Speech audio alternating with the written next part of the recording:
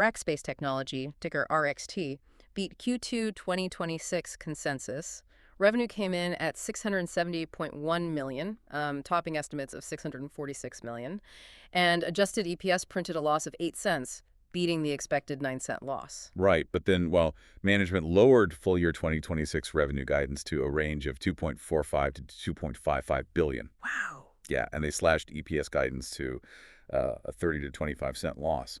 But despite that brutal outlook, the stock still surged over 11% pre-market. Wall Street cheering for bad news, as always. So to figure out why for your deep dive today, we're pulling from their Q2 earnings report and, some recent lawsuit filings. Yeah, we're really trying to see if this AI pivot is a brilliant turnaround or just a financial trap. Exactly. And the divergence in their segments kind of explains that initial stock pop. So private cloud actually beat expectations, growing 5.5% to $263 million. Right, while public cloud revenue fell. I mean, it dropped 2.3% to $407 million. Yeah, and non-GAAP operating profit stayed flat at $27 million, while gross margins compressed to 17.1%. But that public cloud decline, I mean, it's not just lost business. It's an intentional exit from low-margin resale. They're basically shedding volume to chase margin. Right. Think of it like renovating a house while living in it, or, tearing out the clearance aisle of a department store to build a high-end luxury boutique. Yeah, that's a good way to look at it. You take a hit on top line, but you're betting that the few enterprise clients who do walk in will spend infinitely more. And that luxury boutique they're building is sovereign regulated enterprise AI, which means... Sovereign AI, right. Yeah, sovereign AI basically guarantees a company's or a government's data stays entirely within their own borders and exclusive control. Right. Totally isolated from public internet risks. Exactly. And because of the intense security and compliance involved, clients will pay a massive premium for it.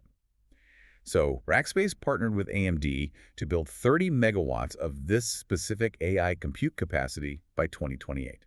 30 megawatts, wow. Yeah, projecting it could generate up to $600 million in annual revenue. Mm.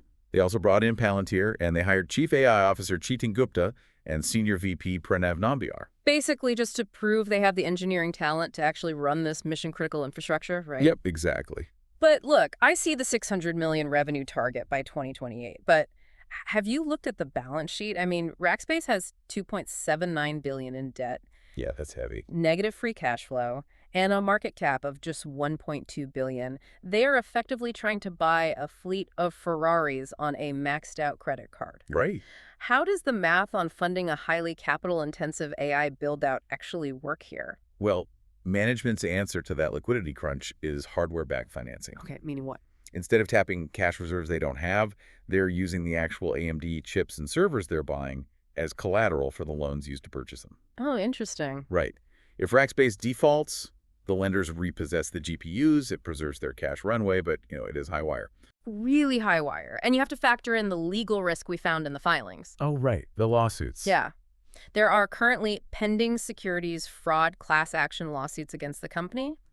The plaintiffs allege management misled investors about the true financial toll of this transition to enterprise AI. Right. And to be clear to you listening, we're simply reporting on the existence of these claims. Yes, they have not been proven in court. Exactly. But it is a significant headwind investors are pricing in. It is the ultimate race between their debt obligations and this new revenue stream. It really is. It makes you wonder, though, if hardware-backed financing becomes the new norm to survive the capital requirements of the AI arms race. Right. Are we looking at a future where AI chips are treated like commercial real estate collateral across the entire tech sector? Like an entirely new class of asset-backed securities. That is wild. Well, make sure you follow the show for your daily earnings coverage so you never miss a beat on market-moving reports.